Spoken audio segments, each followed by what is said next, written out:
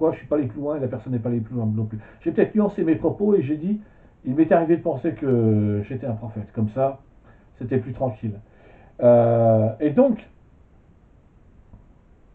ben, j'ai perdu le fil de ma pensée en précisant ça. Désolé. Oui, j'en étais à l'histoire des 23 ans, bouffée délirante aiguë, décompensation. Donc, après, depuis 2013, je me suis retrouvé, après avoir dit à certaines personnes que je suis un prophète, je me suis retrouvé en unité de soins psychiatriques. Alors je donne ce nom parce que ça s'appelle pas, l'endroit où j'étais ne s'appelle pas hôpital psychiatrique, ça s'appelle une unité de soins psychiatriques, tout simplement. C'est pour ça que je le dis comme ça. J'ai passé quelques jours, j'ai pas eu de traitement. Par contre, moi, en rentrant chez moi, je suis allé voir j'ai pris un rendez-vous avec mon médecin traitant et quand je l'ai vu, j'ai demandé à avoir un traitement antipsychotique en fait. Et donc depuis 2013, c'est fini. J'ai conscience que je ne suis pas un prophète. Ce qui ne me pose pas de problème en soi. Enfin aujourd'hui. Donc, quand j'ai décidé d'écrire le livre qui a un exemplaire en grand, une affiche, et un exemplaire en taille réelle à ma droite, séparatisme et radicalisation dans le royaume des cieux, ça faisait 2013, ça faisait environ 6 ans, je raconte n'importe quoi là. C'est ça, ça faisait environ 6 ans que je n'avais plus aucune vision du royaume des cieux. Donc, quand je me suis mis à écrire le livre, et que le livre il a 5 grandes parties. Et l'une des parties est consacrée littéralement à expliquer ce qu'est le royaume des cieux, comment il a été créé, qui vit dans le royaume des cieux, comment ça se passe, et quel est le lien entre les êtres célestes qui vivent dans le royaume des cieux et les êtres humains vivant sur la planète Terre. Donc à ce moment-là, j'avais aucune vision du royaume des cieux, et donc c'était difficile. C'était difficile comparé à ce que j'avais vécu auparavant. Auparavant, quand je réfléchissais à un sujet, j'avais des visions et je me retrouvais littéralement à voir des personnages du royaume des cieux ou à comprendre certaines réalités qui sont liées à toutes les injustices, toutes les souffrances de la planète Terre. Alors que là, quand je me suis mis à écrire en 2019, quand j'ai commencé en 2019, ça a pris du temps pour que j'en arrive à publier ce livre, publié à compte d'auteur d'ailleurs. Eh ben, c'était difficile. C'est-à-dire que je me basais plus sur le fait que j'avais des visions, ce qui était un grand avantage. Je me basais sur mes réflexions personnelles pour arriver à restructurer toutes les visions que j'avais pu avoir et à mettre sur papier ma compréhension personnelle de la vie. Donc par exemple le fait que pour moi, contrairement à ce qu'expliquent les religions monothéistes ont apporté, pour moi personnellement, c'est mon avis, ont apporté quelque chose de très important, c'est de permettre aux êtres humains vivant sur la planète Terre de savoir qu'il y a bien un créateur des êtres humains. Par contre, les religions monothéistes, quand elles donnent des explications sur toutes les injustices, toutes les souffrances, toutes les horreurs de l'histoire de l'humanité ou du monde humain tel qu'il existe maintenant au début du XXIe siècle, ça pose beaucoup de problèmes. Ça pose beaucoup de problèmes. Et dans les visions du royaume des cieux que j'ai eues, de 2001 à 2013, et dans les réflexions personnelles que j'avais avant, pendant environ 11 ans, sans avoir aucune vision du royaume des cieux, je m'interrogeais. Je m'interrogeais sur dans les religions monothéistes, il y a Dieu et Satan le diable. Et je me posais beaucoup de questions sur cette relation entre Dieu et Satan le diable parce qu'elle ne me paraissait pas claire du tout. Et quand j'ai fini par avoir des visions du royaume des cieux, là j'ai vu clairement que le créateur des êtres humains, c'est le troisième dans le royaume des cieux, et au moment où il a créé les êtres humains, son cœur a été rempli de haine. Il a créé les êtres humains, entre autres. Il y a plusieurs. Il a décidé de fomenter dans le cœur de haine. Il s'est donné ce nom, le numéro 3 du royaume des cieux, quand il a complètement changé. Il s'est donné ce nom, cœur de haine. Et cœur de haine, en créant les êtres humains, c'est une arme parmi d'autres, parce qu'il s'est créé plusieurs armes. Les êtres humains sont une arme qu'il a créée pour fomenter une rébellion dans le royaume des cieux et pour déclarer la guerre à ses parents célestes qui ont le pouvoir dans le royaume des cieux, qui dirigent le royaume des cieux, pas d'une manière directe, parce que dans les visions du royaume des cieux que j'ai eues, il y a un gouvernement céleste, littéralement un gouvernement céleste. C'est-à-dire que la reine et le roi du royaume des cieux ont 12 enfants qui sont comme eux, qui ont un pouvoir de création. Et ces 14 personnages, ces 14 personnes, les deux parents, la reine et le roi du royaume des cieux, et les 12 premiers enfants qui ont été créés et qui ont un pouvoir de création comme leurs parents, ils forment ce qu'on appelle la famille royale céleste. Et à partir de ces 14 personnes-là,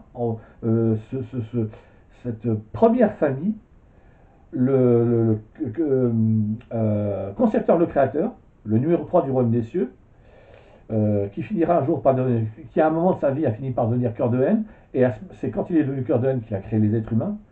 Donc il les a créés parce qu'il voulait faire souffrir les êtres humains, et à travers les êtres humains qu'il fait souffrir, il voulait faire souffrir ses parents, et surtout son père, surtout son père, ses parents, les deux, mais surtout son père. Et donc à partir de la première famille, dans les visions du royaume des cieux que j'avais, c'était la famille amour, littéralement, famille amour. Pourquoi? Tout simplement parce que l'être originel, ce qui le caractérise, il y a un verset dans la Bible qu'on trouve et qui dit « Car Dieu est amour ». Ou encore « Dieu est l'amour personnifié ».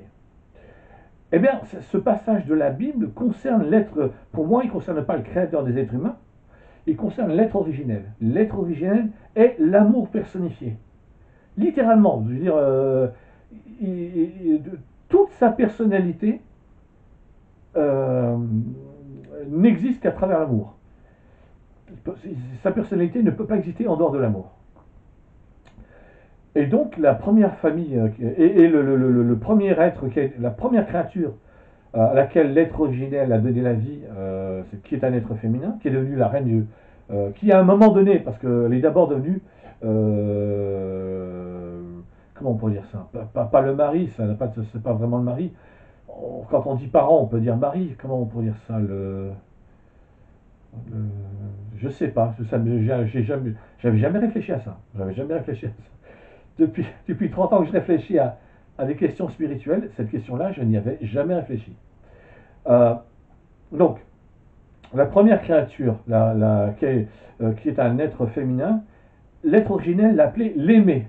L'aimé, pourquoi? Parce que justement, il l'a créé à la fois pour que lui l'aime, l'aimer, et pour que l'aimé l'aime en retour. Donc il a créé la première créature pour que les relations soient à 100% basées sur l'amour que chacun a l'un pour l'autre.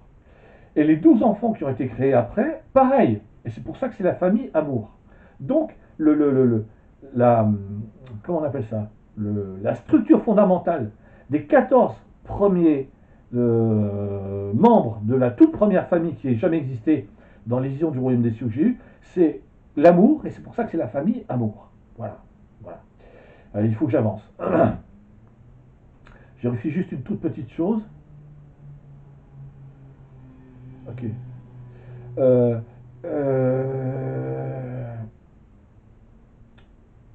Donc, à partir de cette famille, le premier enfant, le numéro 3 du royaume.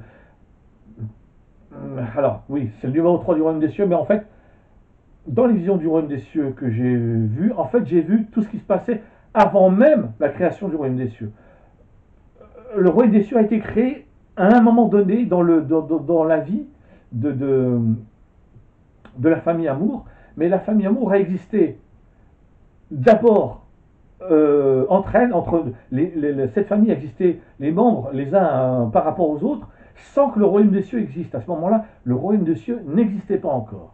Mais à partir de ces 14 membres de cette famille amour, qui, une fois que le royaume des cieux sera créé, deviendront les 14 membres de la famille royale céleste, les 14 membres de la famille royale céleste, ou les 14 membres de la famille royale, quand on sait qu'on est dans le royaume des cieux, eh bien, le tout premier enfant va spécifiquement être créé pour devenir le créateur officiel du royaume des cieux. Alors pourquoi c'est un enfant qui devient le créateur du royaume des cieux et c'est pas l'être originel qui va créer? Parce que quand on est, pour les êtres humains vivant sur la planète Terre, quand quelqu'un a le pouvoir, qu'il dirige, il peut être obsédé par sa propre personne, obsédé par son pouvoir, il peut être vaniteux. L'être originel n'a rien à voir du tout avec tout ça. Rien à voir du tout. Et pour l'être originel, qui est l'amour personnifié, quand il crée l'aimé, c'est pour lui donner un rôle spécifique. Est-ce qu'on peut dire que l'aimé va être un partenaire privilégié, je ne vois pas d'autre mot, un partenaire privilégié avec lequel il va vivre pendant un certain temps pour que chacun apprenne à connaître l'autre suffisamment avant qu'il crée des êtres célestes qui vont devenir les 12 premiers enfants qui aient jamais existé. Et donc l'aimé, sa façon de fonctionner, c'est pas de dire je suis capable de créer, et puis ben, à chaque fois c'est moi et... Bon allez, je suis obligé de dire mon épouse, hein, j'ai pas le choix là, je suis obligé. C'est moi et mon épouse l'aimée, la reine du royaume des cieux, qui allons créer. Non, il fonctionne pas du tout comme ça. Il considère que pour que ses enfants soient heureux, il va leur donner un rôle, une fonction qui va... il y a un principe qu'on trouve dans la Bible, et donc là, que moi j'ai pu voir dans mes visions du royaume des cieux, qui est, il y a plus de bonheur à donner qu'à recevoir. Donc, ce qui rend heureux l'être originel, c'est de donner. Donc, et dans le fait de donner, il y a le fait qu'il va donner une fonction. Chacun des enfants va avoir une fonction spécifique. Par exemple, comme ils ont tous, comme les 12 enfants ont un pouvoir de création, il y en a un qui va avoir un pouvoir de création par rapport aux planètes. Il va être capable de créer spécifiquement. Non, pas de créer une planète. C'est pas. Non, c'est pas ça. C'est pas ça. C'est pas ça. C'est plutôt l'un des enfants, un être féminin. Je crois que c'est Zarka, si ma mémoire ne fait pas défaut par rapport à ce que j'ai écrit dans mon livre. C'est Zarka la perspicace, donc l'un des enfants, l'un des 12 premiers enfants ayant jamais existé, parce qu'à ce moment-là, le royaume des cieux n'existe pas, ou l'un des 12 enfants de la famille royale céleste, une fois que le royaume des cieux existe, c'est Zarka la perspicace, et elle va, quand une planète va être choisie pour y créer des êtres vivants, intelligents, spirituels, dans un premier temps, il va falloir créer de la nature et des animaux. Voilà, il faut créer des natures et des animaux parce que les êtres vivants, intelligents, spirituels, comme des extraterrestres, donc les êtres célestes qui vivent sur des planètes, ben, ces planètes, elles ne sont pas vides. Et donc, en premier lieu, il faut mettre... c'est ce qu'on trouve dans la Bible qui est expliqué par rapport au Jardin d'Éden. Il est dit que Ève est placée dans le Jardin d'Éden, il est dit qu'Adam est placé dans le Jardin d'Éden. Ça veut dire quoi? Ça veut dire que le Jardin d'Éden est créé d'abord pour que Ève, quand viendra le moment, Ève et Adam puissent y vivre, et puis Ève est placée dans le Jardin d'Éden, et Adam est placé dans le Jardin d'Éden. Donc c'est le même principe que j'ai vu dans les visions du royaume des cieux que j'ai eu. Quand une planète est créée qui va faire partie du royaume des cieux, donc c'est le système solaire qui va devenir royaume des cieux, il faut déjà créer l'environnement. Il faut déjà créer l'environnement.